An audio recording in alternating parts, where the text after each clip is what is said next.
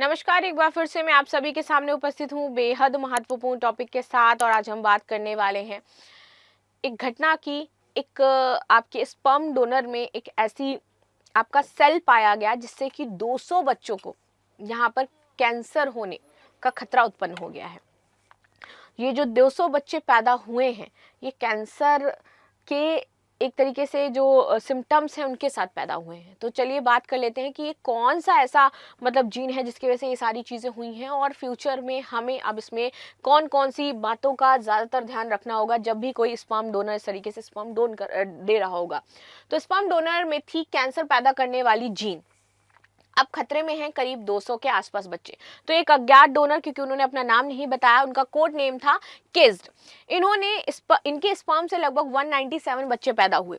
ये मामला 14 यूरोपीय देशों में फैला हुआ है और डॉक्टर ने इसे अत्यंत दुर्भाग्यपूर्ण संयोग बताया है कि एक ही पर्सन के स्पर्म से 200 बच्चे पैदा हुए और उन 200 में अब कैंसर है। तो क्या जीन था, कैसे था, और अब हमें वैज्ञानिक जगत में ये जो टेस्टिंग है वो कैसे करनी पड़ेगी, यानी कि अब स्पर्म टेस्टिंग करनी होगी, कहीं इसमें ऐसा कुछ तो नहीं है, या फिर उस पर्सन की टेस्टिंग करनी होगी, तब जाकर के आगे कुछ चीज़ें होंगी। तो डोनर की जानकारी है, तो ये डोनर 2005 में डेनमार्क के यूरोपियन स्पर्म बैंक में स्टूडेंट के तौर पर स्पर्म डोनेट करने लगा। वह खुद पूरी तरीके स्वस्थ था और सभी रूटीन स्क्रीनिंग टेस्ट भी उसने पास कर लिए थे, लेकिन स्पर्म में लगभग 20% TP53 जीन एक दुर्लभ म्यूटेशन हुआ जो कि कैंसर रोकने वाले प्रोटीन P53 को प्रभावित करता है।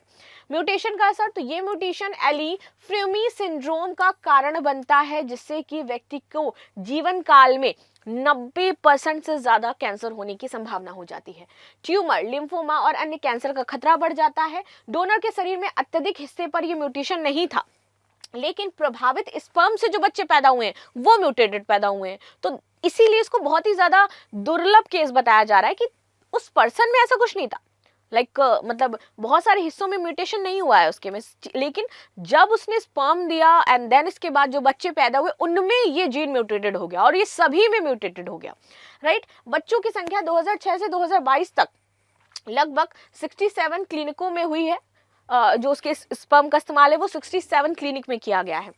14 देशों में उसके बच्चे हैं, डेनमार्क, फ्रांस, बेल्जियम और ब्रिटेन, और कम से कम 197 बच्चे पैदा हुए हैं। डेनमार्क में अकेले 99 बच्चे पैदा हुए हैं और असल संख्या इससे और भी ज्यादा हो सकती है। ये तो मामले को निपटाने के लिए बताया जा रहा था।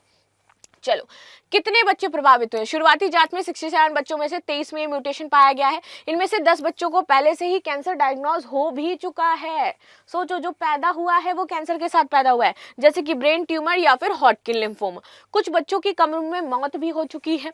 बाकी बच्चों में कैंसर का जोखिम आजीवन बना रहेगा और विशेषज्ञों का कहना है कि ऐसे जीन वाले 90% लोग 60 साल से पहले ही कैंसर का शिकार हो भी जाते हैं। पकड़ा कैसे गया? तो अप्रैल 2020 में एक बच्चे में कैंसर मिलने की जांच शुरू होती है। 2023 में डोनर के सैंपल टेस्ट किए गए और उसके बाद म्यूटेशन की पुष्टि हुई। 2025 में European society of human genetics के कॉन्फ्रेंस में फ्रांस की डॉक्टर एगिल कैस्पर ने 23 प्रभावित बच्चों का केस पेश किया और यह खुलासा 14 यूरोपीय ब्रॉडकास्टर्स BCC और DR की संयुक्त जांच में पाया गया। स्पर्म बैंक का पक्ष क्या है, वो क्या पक्ष दे रहे हैं इस बारे में? तो देखो, उनका कहना है कि प्रिवेंटिव जेनेटिक स्क्रीनिंग में वो नहीं पकड़ा जाता, क्योंकि ये स्पर्म के छोटे हिस्से तक ही सीमित था, पूरे में नहीं था। ठीक है।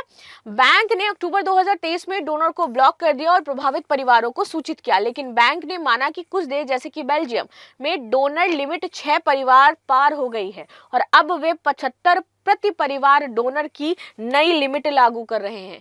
क्या है सवाल और सुझाव क्या है? तो डोनेशन लिमिट कई देशों में प्रति डोनर 25 से 50 पहुंच चुका है। इस पर कोई सख्त नियम नहीं है, जिससे कि जेनेटिक रिस्क बढ़ता है। स्क्रीनिंग की कमी, जैसे कि रूटीन टेस्ट और TP53 जैसे दुर्लभ म्यूटेशन को वो मिस कर देते हैं, जिससे कि गहन टेस्टिंग की मांग की जा रही है। परिवारों के लिए बोला गया है कि प्रभावित बच्चे अब नियमित स्कैनिंग कराएं, MRI, अल्ट्रासाउंड और प्रिवेंटिव सर्जरी करवा सकते हैं। ये घटना IVF और स्पर्म डोनेशन की नैतिकता पर बहस छेड़ रही है।